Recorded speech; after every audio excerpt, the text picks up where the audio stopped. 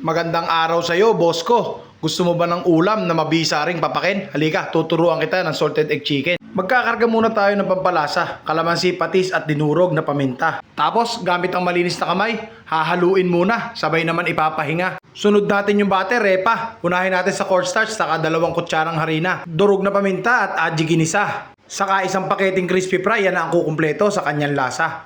At ang ating susunod na proseso, lagyan mo lang ng isang itlog yung manok mo. Sabay lagay ng 2 kutsarang butter na inassemble mo. Hahaluin lamang natin ito at ire-rest ng 30 minuto. At pag ayos na pare ko, i-coat mo lang at lilipat na tayo sa pagpipirito. Saktong apoy lang pare ko para hindi masunog at juicy pa rin yung manok mo. At habang nakasalang pa, yung pang-coating ipiprepare na. Unahin lang natin sa isang pusong wangba tapos sunod natin yung itlog na pula.